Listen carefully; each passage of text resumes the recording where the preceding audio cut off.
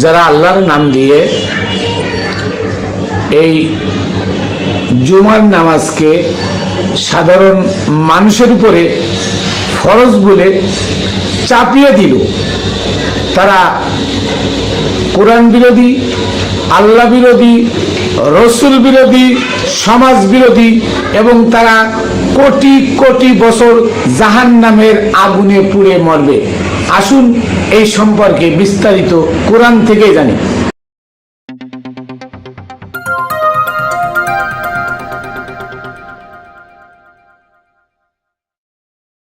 বিসমিল্লাহির রহমানির রহিম। আসসালাতু ওয়াসসালামু আলা সাইয়্যিদিল মুরসালিন ওয়া আলিহি আজমাইন।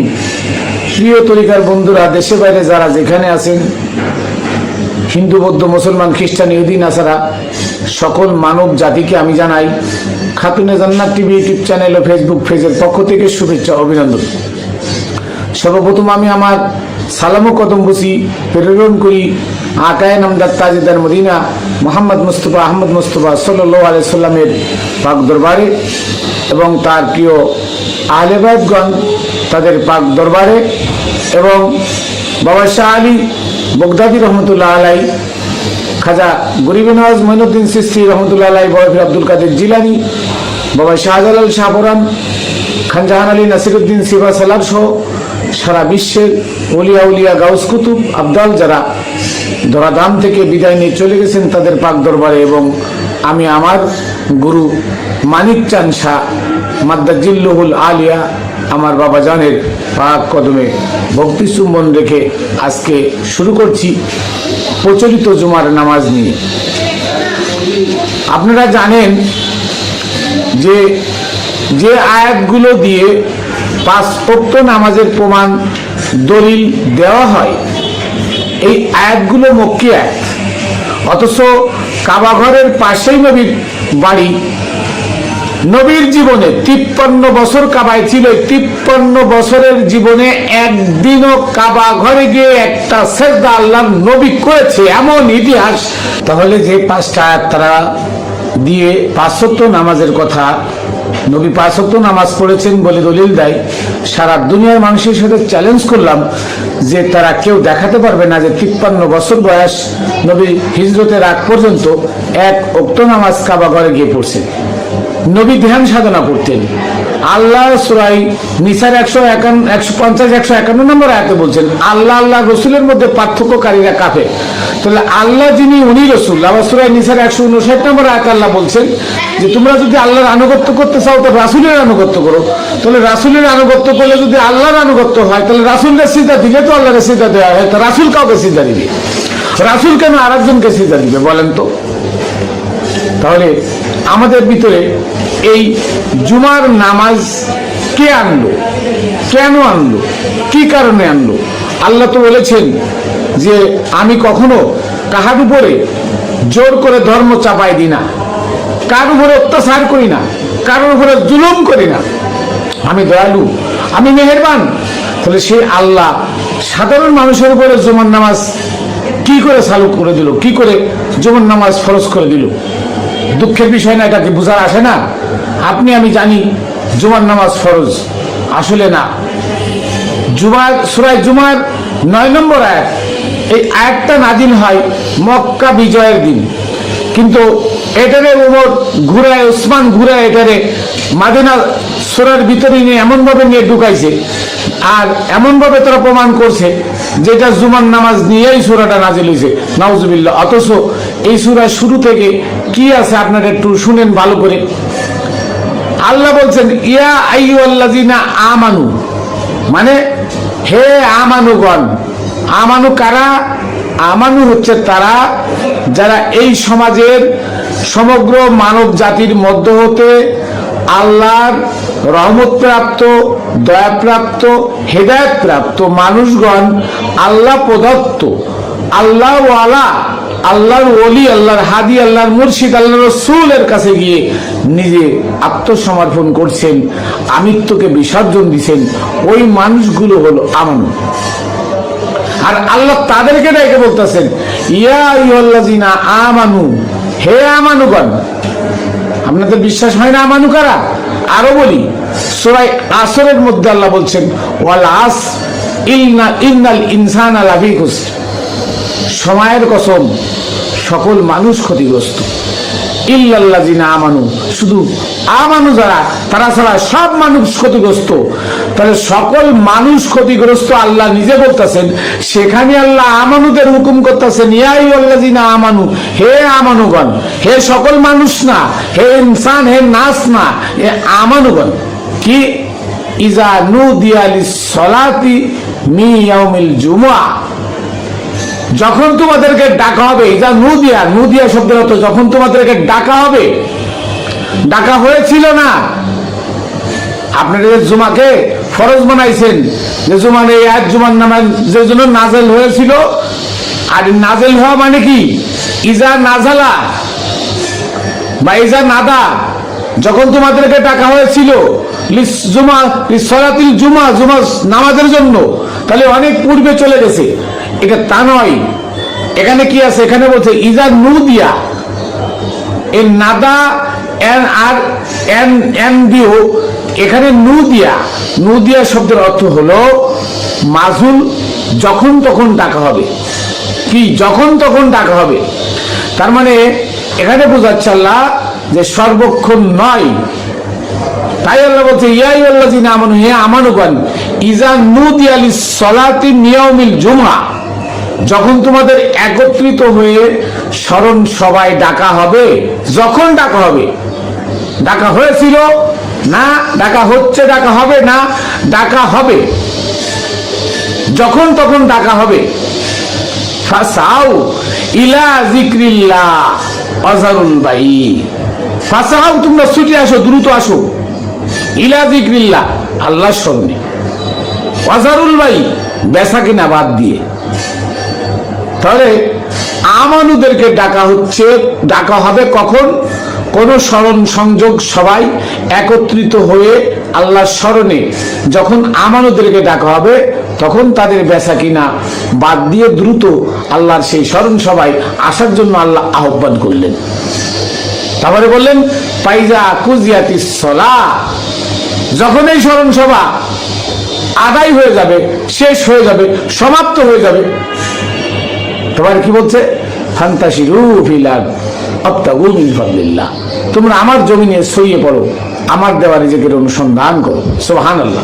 কাদের বললেন? আমানুদের বললেন। এখানে ইনসানদের বলে নাই, নাসদের, সমস্ত মানুষদের বলে নাই, বলছে আমানুদের। তাহলে নামাজ ফরজ কার উপরে? আমানুদের উপরে। তাহলে আপনি কেন, আপনি মোল্লা মুন্সি মুফাসসির মুহাদ্দিস কেন সকল মানুষের উপরে জোর করে নামাজ ফরজ করাই দিলেন, জোর করে নামাজ চাপাই দিলেন, জোর করে নামাজ পড়া ফরজ আল্লাহর হুকুম বলে চালাই দিলেন? তাহলে আপনি কি হাজার কোটিবার জাহান্নামী? আপনাকে হাজার হাজার কোটিবার জাহান্নামে পড়তে হবে এই মিথ্যা মানুষের উপরে আরোপ করার কারণে। কারণ আল্লাহ বলছেন শুধু আমানুদের উপরে, আমানুদের হুকুম করছেন যে তোমরা যদি, তোমাদের দয়াল যদি, তোমাদের রসুল যদি, তোমাদের মুর্শিদগণ যদি, তোমাদের দয়াল মুর্শিদ হাদি, তোমাদের অলিগণ যদি তোমাদেরকে একত্রিত করে স্মরণ সভায় ডাকে, তখন তোমরা ব্যবসা বাণিজ্য সবকিছু ছেড়ে সেখানে এসে একত্রিত হবে। এটার নাম হলো ইয়াউমুল জুমা, স্মরণ সভা, একত্রিত মিলে স্মরণ সভা। সেটা কি? সেটা হতে পারে খাজা বাবার দরবারে বড় ওরস মাহফিল, সেটা হতে পারে বড় পীর আব্দুল কাদের জিলানী, মহিউদ্দিন আব্দুল কাদের জিলানী রহমতুল্লাহ আলাইহি দরবারে বড় ওরস, সেটা হতে পারে বাবা শাহ আলী বগদাদী রহমতুল্লাহ আলাইহি দরবারে ওরস, সেটা হতে পারে হযরত খাজা খান জাহান আলী রহমতুল্লাহ আলাইহি দরবারে ওরস। কারণ কি? ওরসে সবাইকে তো ডাক দেয় সমবেত হয়ে আল্লাহর স্মরণ করার জন্য তো ডাক দেয়। আর এখানে আসে কারা? আমানুরাই আসে। কারণ আমানুরাই বায়াত হয়েছে খাজা খান জাহান আলীর কাছে, আমানুরা বায়াত হয়েছে বাবা শাহজালালের কাছে, শাহপুরানের কাছে, সৈয়দ নাসিরউদ্দিন সিবাসালার বাবার কাছে, সৈয়দ শাহ আলী বগদাদী রহমতুল্লাহ আলাইহির কাছে। তারা বায়াত হয়েছে খাজা মঈনুদ্দিন চিশতি রহমতুল্লাহ আলাইহির কাছে।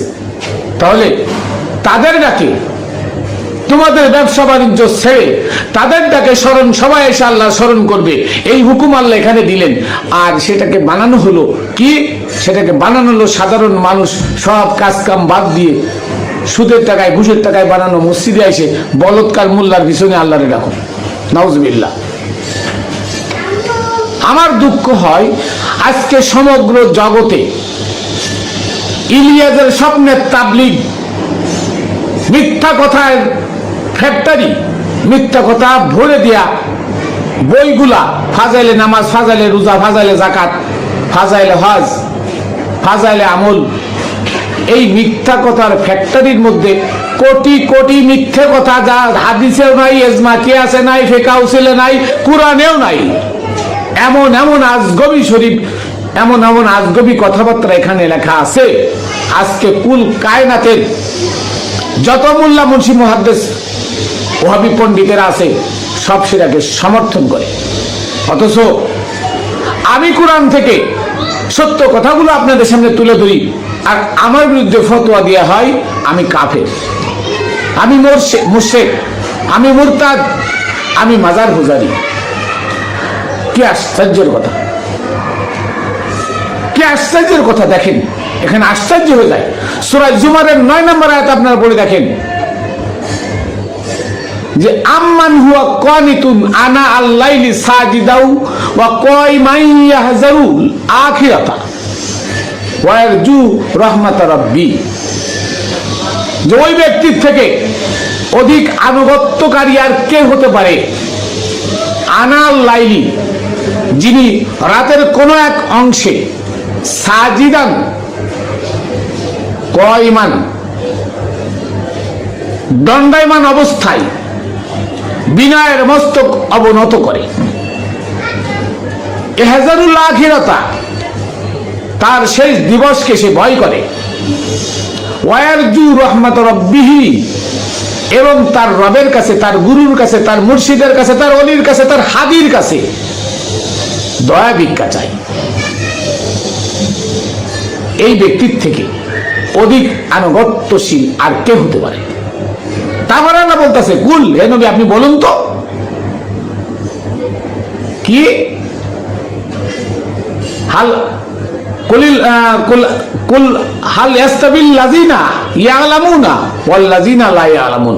হে নবী আপনি বলুন তো, যারা এই কাজগুলো করে তারা জ্ঞানী, নাকি যারা এই কাজের বিরোধিতা করে তারা জ্ঞানী?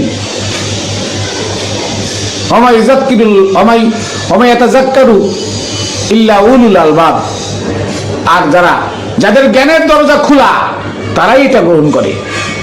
তাহলে এখানে বোঝা গেল যে যারা রাতের কোনো একটা অংশে কি করে, দাঁড়ানো অবস্থায় আনুগত্যের মস্তক অবনত করে আল্লাহর আনুগত্য স্বীকার করে, আল্লাহ নয় রবের আনুগত্য স্বীকার করে। রব মানে গুরু, রব মানে মুর্শিদ, রব মানে রসুল, রব মানে হাদি, রব মানে ওলি। কেন?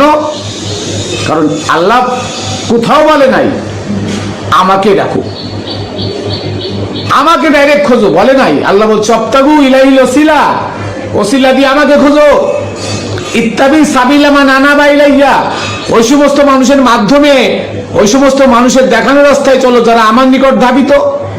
ইত্তাবিউ মান লা ইয়াসালুকুম আজরাউ ওয়া হুম মুহতাদুন, ওই সমস্ত মানুষের আনুগত্য করো যারা ধর্ম প্রচারে কোনো বিনিময় নেয় না, তারা হিদায়াত প্রাপ্ত। তাহলে বোঝা গেল আল্লাহর ওলিরা ধর্ম প্রচারের বিনিময়ে কোনো টাকা নেয় না, পয়সা নেয় না। অতএব সেই রব, সেই আল্লাহ, সেই মুর্শিদ, সেই খুদা, সেই গুরু, সেই ওলি, তার ডাকে আমাদেরকে একত্রিত হয়ে স্মরণ সভায় যোগ দেওয়ার জন্য আল্লাহ এই সূরা জুমার 9 নম্বর আয়াতটা আল্লাহ তাআলা দান করলেন। তাহলে আমানুরা ছাড়া এই ইবাদত রাতের কোনো একটা অংশে দণ্ডায়মান অবস্থায়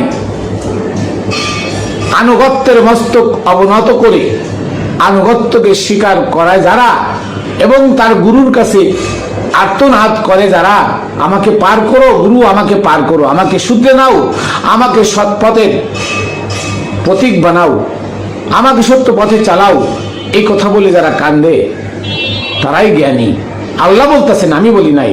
কুল হাল আস্তাবিল্লাযিনা ইয়ালামুন ওয়াল্লাযিনা লা ইয়ালামুন। হে নবী, আপনি বলুন তো, এই কাজ যারা করে তারা জ্ঞানী নাকি যারা করে না তারা জ্ঞানী? তাহলে বোঝা গেল যে যারা এই সমাজ, এই ধর্ম, এই ধর্মের কর্ম থেকে বেরিয়ে গিয়ে ধর্মের বহির্ভূত কাজগুলো যারা করে, আল্লাহ প্রদত্ত, আল্লাহ রসুল প্রদত্ত, ওলিয়া উলিয়া প্রদত্ত কাজগুলো যারা করে, এই সমাজ তাদেরকে বলে মাজার পূজারী, তাদেরকে বলে ভণ্ড, তাদেরকে বলে পথভ্রষ্ট, তাদেরকে বলে জাহান্নামী। তাহলে এই জাহান্নামীদেরকে আল্লাহ বলতেছেন এরা বেশি উত্তম, এরা বেশি জ্ঞানী, নাকি এদেরকে যারা বিক্রয় করে, এদেরকে যারা ফতোয়া দেয় তারা বেশি জ্ঞানী? আবার আল্লাহ বলছেন কি, যে যাদের জ্ঞানের দরজা খোলা তারাই ছাড়া এটা কেউ গ্রহণ করতে পারবে না। তাহলে আজকে বোঝা গেল এই জুমার নামাজ মানুষের উপরে চাপাই দেওয়া হয়েছে জোর করে। কে চাপাইল? ওমর উসমান। জোর করে চাপাই দেওয়া হয়েছে। এই সাধারণ মানুষের বলে জুমার নামাজ কখনো ফরজ না, পাঁচ ওয়াক্ত নামাজ ফরজ না। আবারও বলি, চন্দ্র মাসের আবিষ্কারক ওমর, তাহলে সে চাঁদ দেখে রোজা থাকা ফরজ না? যারাই চাঁদ দেখে রোজা থাকা ফরজ এবং এই পাঁচ ওয়াক্ত নামাজ জুমার নামাজ ফরজ বলে আপনাদের সামনে ঘোষণা দেয়, তারা হাজার হাজার কোটি বছর জাহান্নামের আগুনে পুড়তে হবে। কেন? এক ওয়াক্ত নামাজ কাজা 80 বা জাহান্নাম, এটা যদি কোরআন হাদিসে না থাকে, আর এটা যদি সমস্ত মোল্লারা প্রসার করতে পারে ধর্ম বেঁচে খাওয়ার জন্য, তাহলে কোরআনের এই কথাটা সত্য কথা কেন আমি বলতে পারি না? এই সত্য কথা আমি বলতে কেন পারবো না? আমার সত্য কথা আমি বলে দিলাম। যারা রোজা থাকে, যারা পাঁচ ওয়াক্ত নামাজ পড়ে, যারা মসজিদ বানায়, যারা কুরবানি করে, হজ যাকাত এই সমাজে যারা করে, এরা কোটি কোটি বছর জাহান্নামী, এরা মুশরিক, এরা মুরতাদ, এরাই পথভ্রষ্ট, এরাই বেঈমান, এরাই ওমরের উম্মত, এরা আবু বকরের উম্মত, উসমানের উম্মত, এরাই জাহান্নামী। কারণ যারা জোর করে সাধারণ মানুষের উপরে ধর্মের নাম নিয়ে বোঝা চাপিয়ে দিয়ে মানুষকে সময় নষ্ট করাচ্ছে, মানুষকে হিংস্র বানাচ্ছে, এরা হাজার হাজার কোটি বছর জাহান্নামে যাবে, তাতে কোনো সন্দেহ নাই। দেখবেন এদের মরে গেলে, এরা মরে গেলে দেখবেন 15-20 দিনের মধ্যে লাশ পয়সে গলে পানি হয়ে যায়। অথচ যারা রাতের কোনো অংশে দাঁড়িয়ে বিনয়ের মস্তক অবনত করে আনুগত্য করে কার? তার দয়ালের, তার গুরুর, এবং সেই দিনের ভয় পায়, তার গুরুর কাছে সাহায্য প্রার্থনা করে, তার গুরুর কাছে আর্তনাদ করে পায়ের জন্য, মুক্তির জন্য, তারাই উত্তম। আমার কথা নাই, এটা কোরআনের কথা। সূরা জুমারের 9 নম্বর আয়াত আপনারা পড়ে দেখবেন। প্রিয় ভাই বন্ধুরা, খোদার কসম, আমি মাইনুল কবির ওই কারবালার ময়দানে রেখে যাওয়া আমার হুসাইনের অসমাপ্ত ইসলামকে সমাপ্ত করার জন্য এসেছি। আমি আর কোনো কারণে আসি নাই, আমি দুনিয়ার জন্য আসি নাই, আমি লোভ লালসার জন্য আসি নাই। আমি এসেছি আমার ইমাম হুসাইন যে কথা সমাপ্ত করে যাইতে পারে নাই, আমি ওটা সমাপ্ত করতে এসেছি। তাই সত্য কথা বলে যাব, মৃত্যুকে আমি পরোয়া করি না। সত্য আমি বলতে পছন্দ করি, আমি মিথ্যার ধারধারি না। মিথ্যা নাটক সাজিয়ে যারা আজকে ফিল্মুরিদি করতেছে, আমি তাদেরকেও ঘৃণা করি। এরা মিথ্যা নাটক সাজিয়ে আজকে এই 5 ওয়াক্ত নামাজ, রোজা, হজ, যাকাত, কুরবানি বানায় সমাজে চালাইতেছে, তাদের বিরুদ্ধে আমার ফতোয়া। কোথায় পেলে তোমরা এটা? কোন নবী বৈষম্যবাদ কায়েম করে নাই, কোন আসমানি গ্রন্থ বৈষম্যবাদ পছন্দ করে না। আসমানি গ্রন্থ সবার জন্য, সকল মানুষের জন্য। নবী রাসূল সকল মানুষের জন্য। খাজার দরবারে যান, মুসলমান কয়জন হয়? হিন্দু, খ্রিস্টান, বৌদ্ধ, নাসারা তার থেকে বেশি হয়। কেন? খাজা সার্বজনীন। আল্লাহর ওলিরা কখনো বৈষম্যবাদ পছন্দ করে না। আল্লাহর ওলিরা কখনো কারোর উপরে জুলুম অত্যাচার করে না। আল্লাহর ওলিদের কাছে কোনো ধনী গরিব নাই, আল্লাহর ওলিদের কাছে কোনো কোটিপতি ফকিন্নি নাই, আল্লাহর ওলিদের কাছে সকল মানুষ সমান। আল্লাহর ওলিদের কাছে হিন্দু, বৌদ্ধ, মুসলমান, খ্রিস্টান নাই, সকলে সমান। অথচ তাদেরকে তোমরা ঘৃণা করো, মাজার পূজারি বলো, ভণ্ড বলো, প্রতারক বলো। আর আল্লাহ বলছেন যে তাদের থেকে উত্তম জ্ঞানী আর কে? তোমরা যারা তাদেরকে প্রতারক বলো, তোমরাই তো মূর্খ। আমার কথা না, কোরআনের সূরা জুমারের 9 নম্বর আয়াতটা বলে দেখেন। তাহলে আজকে বুঝলাম যে আমানতের উপরে এই যে সলাতুল জুমা, মানে একত্রিত স্মরণ সংযোগ বা স্মরণ সভা, যেটাকে বলা হয় ওরস। শুনে রাখেন, যেটাকে বলা হয় ওরস। আল্লাহর ওলির দরবারে যখন আল্লাহর ওলি ডাকে একত্রিত হয়ে আল্লাহর স্মরণ সভা, আল্লাহর ধ্যানে ধ্যান করার জন্য, আল্লাহর ওলির দর্শন নেওয়ার জন্য, ওটা ওরস, ওটা জুমার নামাজ না, ওটা ওরস। আল্লাহর ওলির দরবারে ওরস। এই ওরসে আসার জন্য যখন তোমাদেরকে ডাকা হবে, তখন তোমরা ব্যবসা বাণিজ্য সব ছেড়ে চলে আসো। আবার ওরস শেষ হলে তোমরা যার যা জায়গায় ফিরে চলে যাও। এটারে বানানো হয়েছে নামাজ। নাউযুবিল্লাহি মিন যালিক। মানব রচিত বিধান, মানব রচিত দোয়া দুরূদ দিয়ে আল্লাহর নামাজ হয়, কই পাইলেন? এটা নামাজ নয়, এটা যাত্রা বলা, গুনাই বিবির যাত্রা বলা। যদি কোন কেমন, তাহলে আমি বলি, আপনারা শোনেন। গুনাই বিবির যাত্রা হলে এক জায়গায় বাইনা নিছে উস্তাদে, যে উস্তাদ বাইনা নিছে। এখন উস্তাদের যে শিষ্য, তারা তো শিখানো আছে কোন কথা উস্তাদ বললে শিষ্য কোন কথা বলবে, তাই না?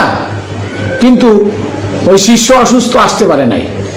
এখন উস্তাদ চলে গেছে বিপদে, টাকা নিছি বাইনা, যদি যাত্রা ফলা না করতে পারি তাহলে তো মানুষের মায়েরা নিচেই বলবে না, সব আবার পিঠে বলবে।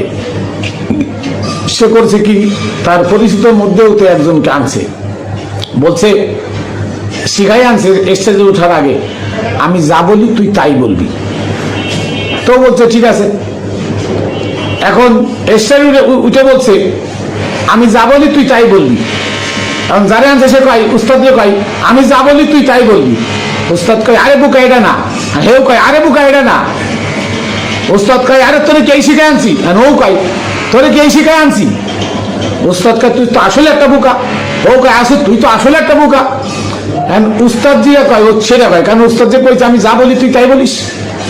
নামাজটা হলো গুনাই বিবির যাত্রা ফালার মতো বানায় ফেলাইছে আবু বকর ওমর ওসমান। কিরাম? আল্লাহ কইছে কুল হু আল্লাহু আহাদ, হে নবী আপনি বলুন আমি আল্লাহ একক। মোল্লাও মসজিদে দাঁড়া কয় কুল হু আল্লাহু আহাদ, আমি হে আল্লাহ বলো আমি মোল্লা একক, কারণ আমি ওদের ওকালতি করছি, আমি একক, একা আছি।